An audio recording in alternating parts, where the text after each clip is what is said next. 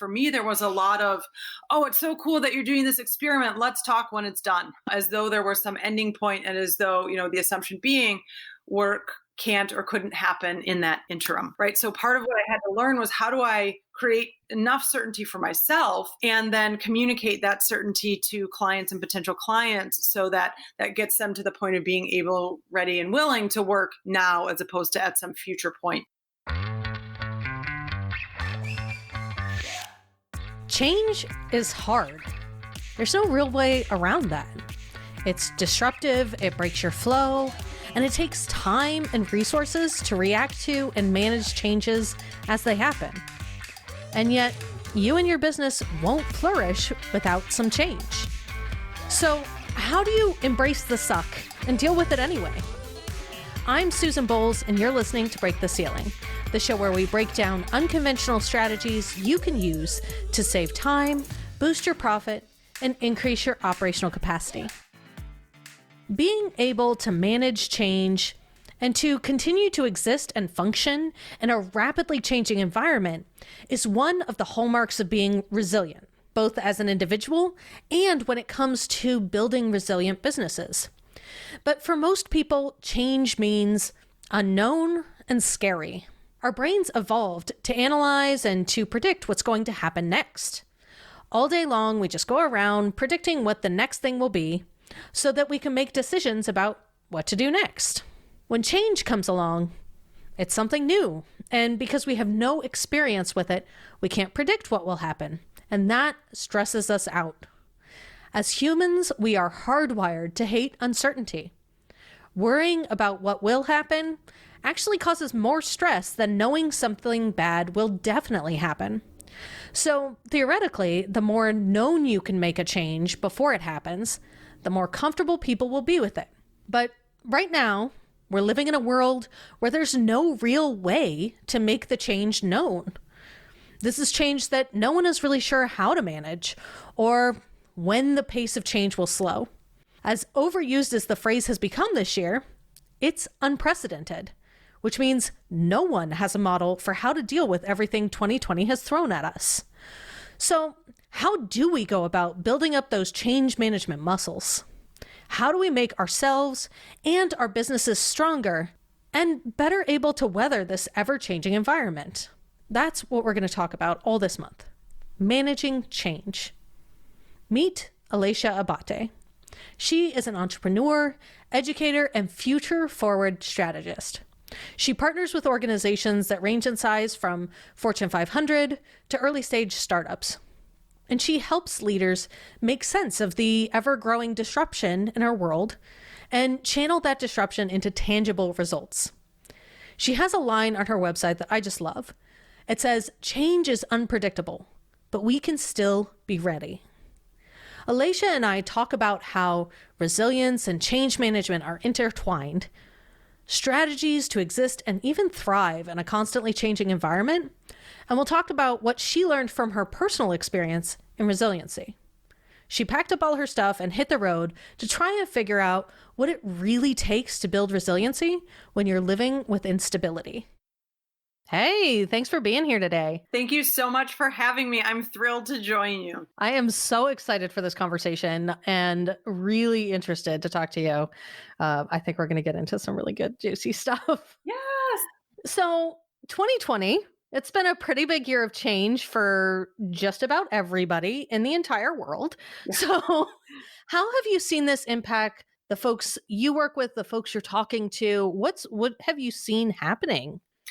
Yeah, I mean, the is a big question. Yeah, what are the many directions that we could take this question? So how are we seeing it impact people? I mean, I think the structure to an answer like that looks at health-wise, how are people doing in terms of their physical health as well as mental health? Business-wise, how are they doing in terms of whatever their job or business may or may not look like? And then third, family, connection, community. What is that? What is the impact there? And in each of those buckets, at the risk of giving you a non-answer answer, it depends. It depends on what industry you might be in. It depends on what kind of health conditions you may have been in or economic conditions you may have been in ahead of this. And then finally, in terms of just focus and resilience, how strong or how robust your resilience toolkit is or was prior to this, and how quickly you've been able to adapt it or build it out in the face of all of this change. Mm. So you mentioned resilience, and that's the focus. That's one of your main focuses. So how do you see resilience and building that toolkit, those skills around being more resilient? How do you see that help people manage big change, either as an organization or as an individual? Yeah. So in the face of great disruption and, a lot of the work that I do, in fact, the large body of work that I'm up to the business of creating right now is focused on answering the question or creating expressions to the answer to the question, how might we empower success in the face of the great unknown or the face of great uncertainty and disruption? And through my work related to the future of work, I've discovered that there's a kind of a three-part framework that helps us thrive in the face of the unknown. And that is mindset, it's education, and it's collaboration. And each of these, of course, is divided into sort of three main buckets. One is a foundational principle. Then there is the paradigm shift that we're facing, and then the practice. So how do we actually use it? But in the face of, so the answer to resilience, how might we empower ourselves in the face of the unknown? Mindset, education, collaboration is a great way to go about it. But if you just focus strictly on the mindset piece, there are all kinds of strategies around meditation and creating space for yourself to diminish the level of cortisol in your brain and in your body so that you can act not from a place of reaction, but from a place of creation. I find an easier even access point than meditation or other places is a fundamental choice between, are you going to be captive to your circumstances or a captain of your destiny? And captives are fundamentally driven by a question, why is this happening to me? And if you kind of pick that question apart, it's a disempowering question. This out here is happening to me, and therefore I have no control over it. Versus a captain of one's own destiny says, given that we're here, what do we want to create? And given that we're here, that's an important part of the statement, because it recognizes where we are. And it even gives space for us to say, I don't like this. Or it's uncomfortable, or I hate that, my business failed, or that I lost my job, or that, whatever else might be happening, right? But since we're here, and we happen to find ourselves in this situation, what do we want to create? Then you can get into action behind creating that. I love that. I love the empowerment aspect of it, and that feeling like you are in control seems to be a critical piece here. Whether you are or you're not, you are in control of how you react to your circumstances. Only always, only 100% of the time. And that's so exciting, right? Because that means that no matter what's happening, we have a set of tools, even as simple as that question, for helping us create certainty in uncertainty. And so many of the conversations that I have been privy to, or that we see in the media, there's a lot of this, like, when are we going back to normal, or when are we creating a new normal? And at the moment, we are in a space of transformation. I would argue in a space of transcendence. But so we're in this in-between part. So there's not going back or going forward, but what's really and there's a lot of going forward, but what's underneath that question, when are we going back to normal? That desire to create a normal is really a question that is, how might we create certainty in the face of uncertainty? And that's where the magic is. That's where the power and the empowerment is. I love that. All right. So we know things are changing. Yes. The pace of change is really only accelerating. And at least for the foreseeable future, we are in this transitional period. We're all globally, and as a community, we're trying to figure out what we do. Yeah. And right now, what work looks like, what home life looks like, what our future look like, it feels like it's moving really fast, and it can be very scary. Yeah. And we're also trying to manage this dynamic of there needing to be kind of big systemic change that sort of has to happen, and we don't know what that looks like. But we can only really fix that problem that's sitting right in front of us.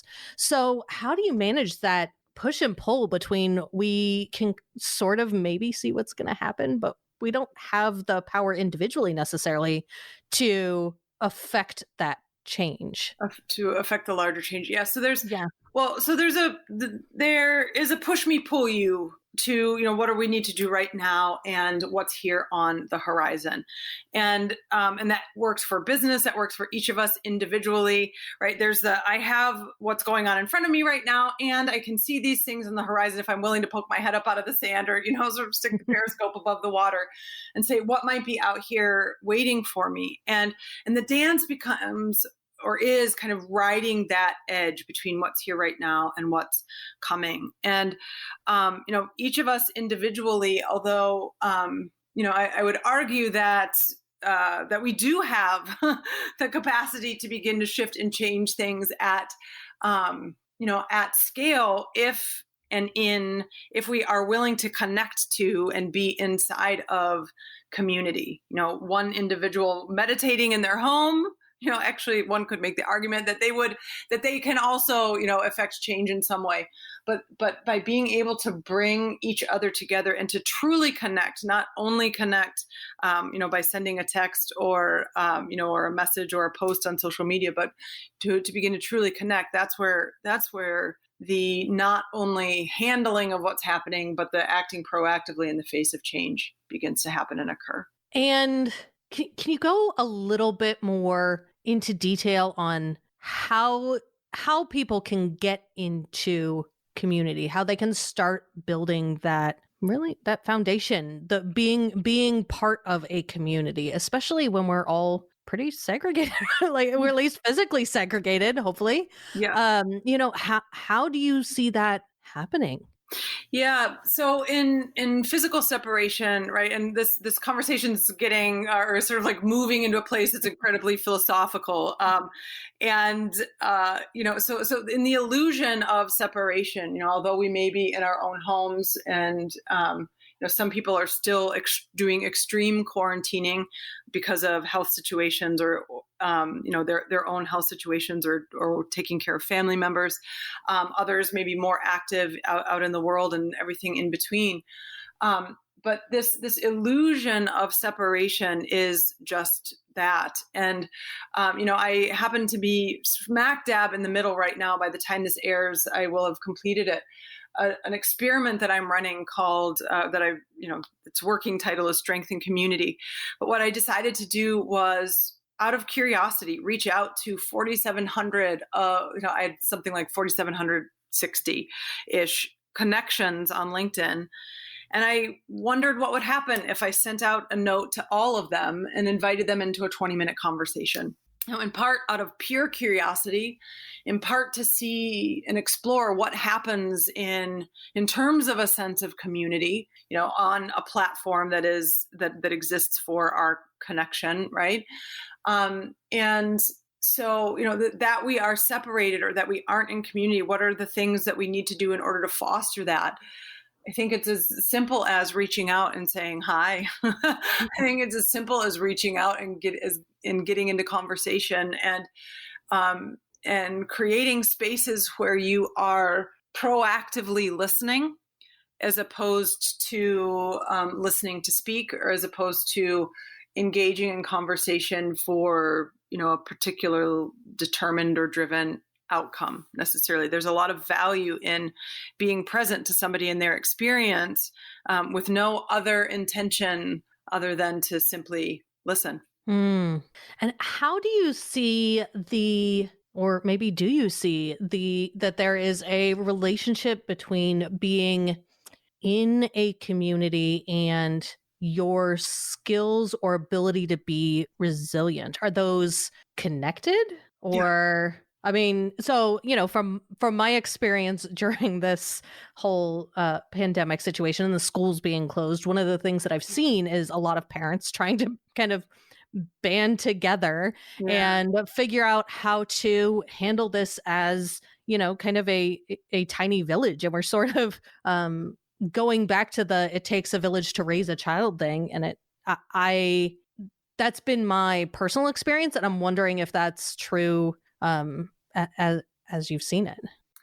Yeah. So I think that a huge piece of resilience comes in connection and community. As I mentioned, I'm about halfway through this experiment and, a few hundred conversations. And save one, the themes of resilience and mental health have been at the center in some way, shape, or form of every single conversation. And whether that's purely resilience, whether it's mental health, good or bad, whether it is loneliness, connection, or disconnection, somehow that has been squarely at the center. So with that much sort of communicating back at me, a need for an understanding of it minimally, but the building of community and connection in and for as an answer to strengthening our capabilities of resilience. I find it front and center. There's always, there's the dance between, the work that one must do internally in order to create that. Because true peace, I think, a pathway there can be through community and connection with others. But, there's a reason why the hero's journey is always sort of the final battle is always with one's self in some way, shape, or form, rather than something outside of ourselves. It's always the mustering of courage or the learning of the lesson or the, sort of that what do I need to discover about the strength of reserves in me in order to come out the other side of a challenge thriving. But with that, sometimes the ability to look within comes by and with our connection with other individuals. Is it worth it? Every small business owner wants to know that the money they spend on their businesses is worth it, that their investments produce results and help them grow. But if you don't know your business finances in and out, it's hard to know whether those expenses and investments are really worth it. Plenty of business owners, even the successful ones, feel like they're shooting in the dark when it comes to how they spend, save, and invest their money. Like you, they wonder if the ads they're buying, the software they're investing in, or the people they're paying are really paying off. And that's stressful. Feeling unsure about how you're spending or investing your money might be common, but it sure isn't fun. I want something different for you. I want you to feel confident that every decision you make is guided by your financial intel. I want you to be able to decide what actions to take to grow your business from a place of confidence and purpose, not panic, so that you can feel masterful at managing your money instead of inept or just plain scared. I want you to know exactly what's working so you can go all in and make your money make more money. This is what I do for business owners when I step in as their chief financial officer on demand. I help them parse the numbers, look for opportunities, and invest where it counts. We get clear on where they're getting in their own way and where the math just doesn't add up. And now I want to teach you to do the same for your own business, because trust me, you can. Join me for Think Like a CFO. It's a 4-month accelerator, online workshop, and small group coaching program where I'll work alongside you so you can start thinking like a CFO and know that every penny you spend on your business is worth it. You'll dig into your relationship to money, put your financial data at your fingertips, and build systems of cash flow, taxes, and budgeting. I'll help you integrate your financial knowledge into your operational systems and technology so that your whole business works better. And by the end, you'll feel wildly capable with your money. Think Like a CFO is starting soon, so go to scalespark.co/CFO to get all the information and sign up. I can't wait to work with you. So let's talk about this hero's journey and the battle with yourself and shift a little bit. So back in, I think it was 2017, you embarked on this experiment to learn how to be more resilient, which is just completely fascinating to me. So can you tell me what that was all about? What was going on? Sure. So I'll rewind it a little bit more than that. So in August of 2016, I went to a business conference where I heard Peter Diamandis get up on stage. He's the founder of the X Prize and Singularity University, one of the foremost futurists of our time. And he gets up on stage and starts talking about autonomous vehicles, self-driving trucks. And I'm sitting there, I'm like, yeah, this is amazing. Great disruption in logistics and manufacturing, basically all industries we know and understand it. So on the one hand, I'm like, this is so cool. And almost instantaneously, like, but oh my God, what are we going to do with all the people? Mm. Because the impact on jobs, since truck driving is the most popular job in more than 25 states in the United States, I began to think about the truck driving jobs and then all of the industries that build up around that. What are we going to do with all the people? So I dove into the economic research, and in January of 2017 decided that I would use my life as an experiment to fundamentally answer the question. So that moved away from what are we going to do with all the people to how might we empower success in the face of great disruption, and do this journey both by pushing my life to an extreme of uncertainty, life and business to an extreme of uncertainty, by learning about the technologies that are creating the impact, and by learning from people who are masters at managing change, all to come up with answers to that question. And, in the time since then, I now work with organizations, large Fortune 500 kind of corporate organizations, early stage startups, large academic institutions, governments, to help them understand the impact of disruption and then channel that into positive impact and positive change in the moment of right now. So talk to me about the details. What did you do? Well, so the beginning of the experiment was, very much sort of, wherever my clients would be or whatever I had on the agenda was where my travel would take me. And I figured that I would just do the same kind of business development that I had done, making calls and that I had done prior to that. And then I went out on the road, and from day to day, I would decide if I was going to stay in a particular city. I stayed at a collection of hotels, Airbnb, friends and family, and kind of embarked on the journey that way. And what happened? What happened? Well, gosh, so many things. So what happened? First and foremost, so what happened really as a longer term result out of all of this is this fascinating work that I get to do now, which is helping people and organizations develop the tools and thinking that they need in order to thrive in the face of great disruption. But in order to get there, of course, I don't know if it's an of course, but in order to get there, at least my experience of it was needing to understand the impact of great disruption, understand the impact of what it means to be constantly on the move, as so many families, and especially now in the face of this pandemic, are being forced to do. It turns out that trying to build a business or doing consistent professional activity is challenging when you're constantly on the move. For me, there was a lot of, oh, it's so cool that you're doing this experiment. Let's talk when it's done. I was like, no, actually, it turns out that it's not actually a very solid strategy for business development when you're communicating about that much disruption, because in my experience, that disruption or that movement lands as uncertainty in the listening, right? So part of what I had to learn was, how do I create enough certainty for myself and then communicate that certainty to clients and potential clients, so that gets them to the point of being able, ready, and willing to work now, as opposed to at some future point when the experiment is over. Oh, it's interesting that the uncertainty of we're talking about the uncertainty of your location made them uncomfortable and not certain about working with you overall. Yeah. Or just this understanding that even in the midst of this experiment, if you will, in answer to the questions of what are you up to right now, there's like, oh, great, that's so cool. So let's talk when this is over, as though there was some ending point, and as though, the assumption being work can't or couldn't happen in that interim. So those were lessons that I had to learn so that I could create that certainty both in the listening, in my communication, and in my own external circumstances, so that I could land the contracts that I needed to land in order to thrive myself.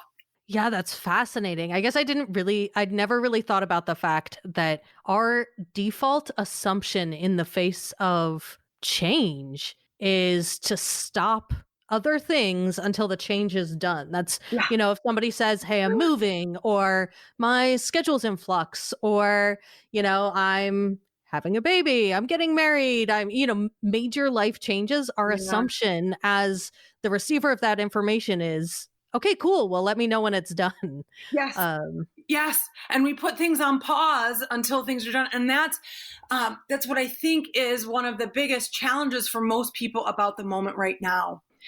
Is that they're saying, well, we'll just wait until it's over. Remember that happened back in March. We'll just wait yes. until August. Everybody hold on till August and things will go back to normal. What happens when August hits and we're not back to normal?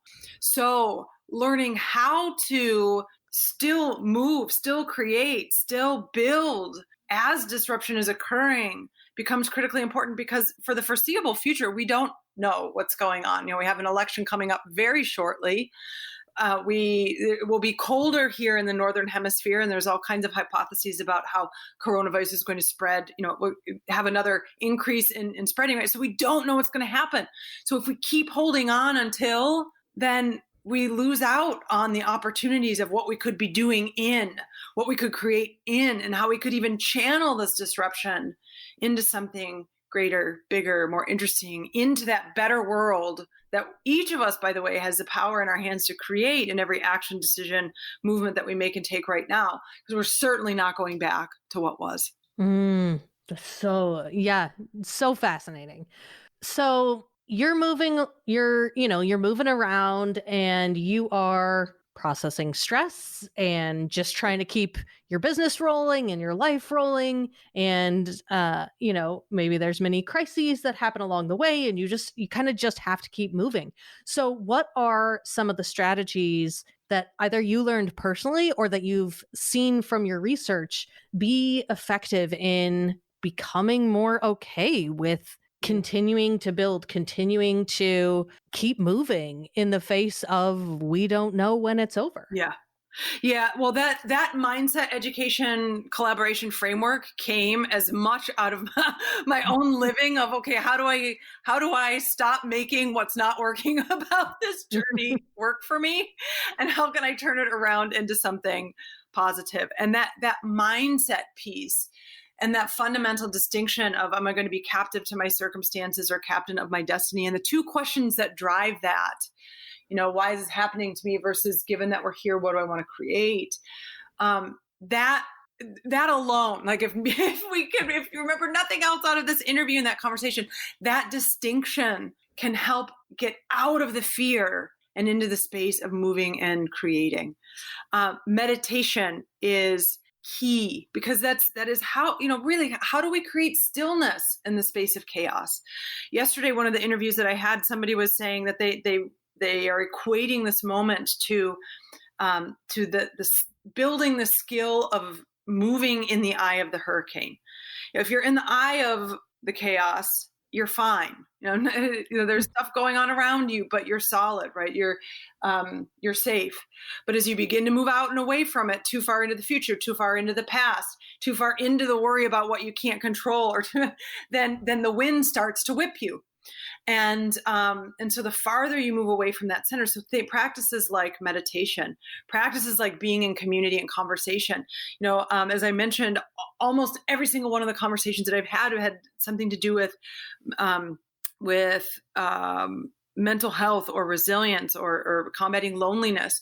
And something that somebody said to me, in a moment of courage, saying, lose the pride, ask for help. And so that's where the education and collaboration pieces come into play.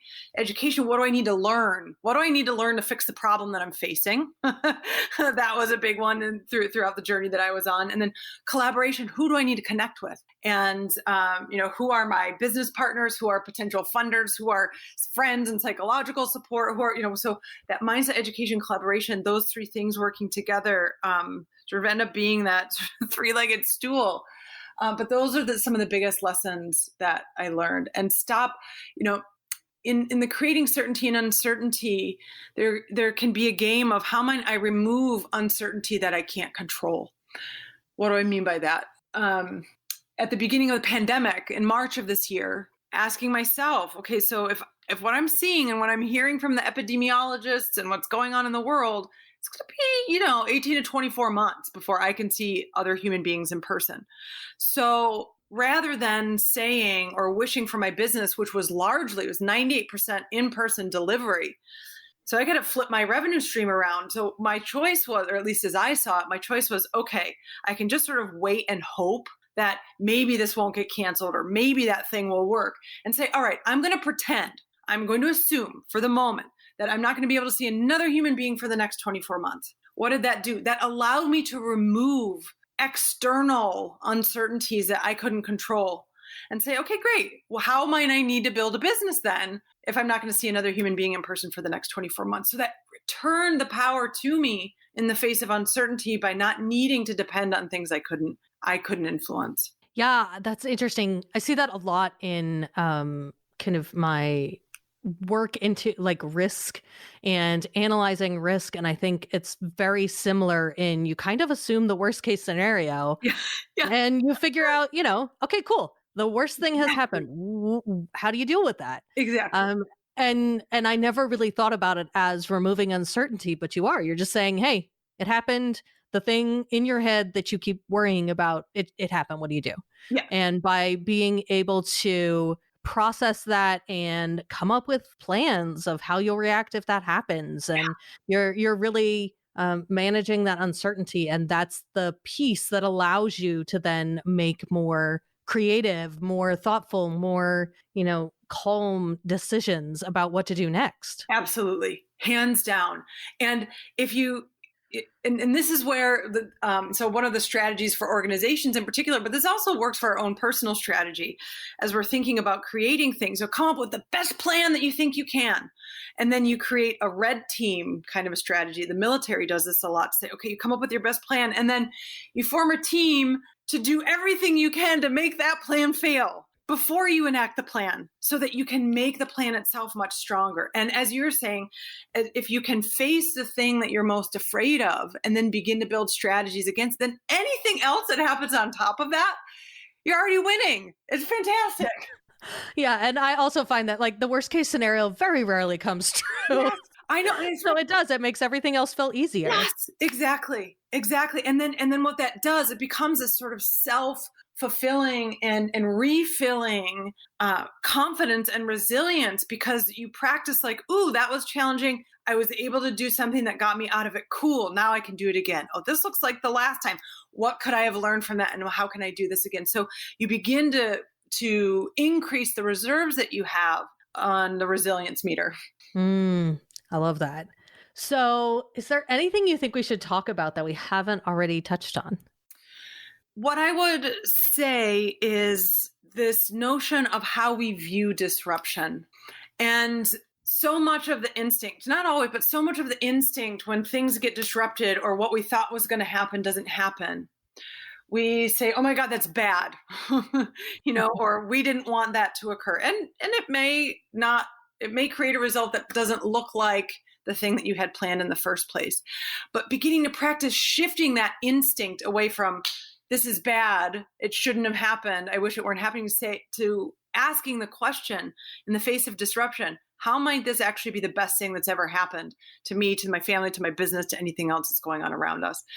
And wherever you get to with the answers with that, having done the exercise itself it can help create enough of breathing room sometimes. Because it doesn't feel good, as an example, for me, when it was March 10th and I'm standing in the rain outside of the library at the University of Cincinnati, and the Ohio governor is, taking aggressive actions for a lockdown, and I'm watching my revenue for the next several months evaporate. That didn't feel any kind of good.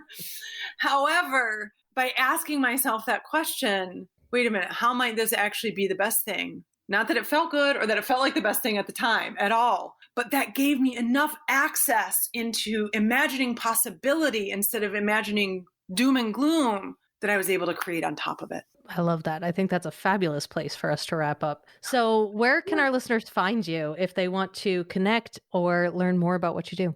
Yeah, absolutely. You can find me on my website, which is elatiaabate.com. I am very active on LinkedIn, which is where I'm running the strength and community conversation and experiment. I'm active on Instagram. So just look for me, Elatia Abate, in both of those places, and you'll find my smiling face. Awesome. Thank you so much for being here. This was fabulous. Oh my gosh. Thank you so much for inviting me. It was an honor and a privilege to share this time and space with you. I went looking for a definition of change and found kind of the perfect one in, of all places, an article on the Institute of Industrial and Systems Engineers website. Who would have figured engineers to write a poetic and perfect definition of change? It says, change is something that presses us out of our comfort zone. It is destiny filtered, heart grown, faith built. Change is inequitable. It's not a respecter of persons. Change is for the better or for the worse, depending on where you view it. And I think this truly exemplifies exactly what Elatia and I were talking about. You can't control the change, but you can control your mindset around the change. You can embrace it, lean into it, and give yourself just a tiny bit of mental breathing room by asking, how might these actually be a good thing? To give you the space to take a breath and start to think more creatively about how to weather the storm. Next week, I'm talking to Melody Wilding about how to build up those personal change management and resiliency muscles. As business owners, having strong skills around managing and reacting to change benefit both ourselves and our businesses. And that's what we're going to talk about. So hit subscribe in your favorite podcast player so you don't miss it. Break the Ceiling is produced by Yellow House Media. Our executive producer is Sean McMullen. Production coordinator is Lou Blazer. This episode was edited by Marty Seefeld with production assistance by Kristen Runbeck.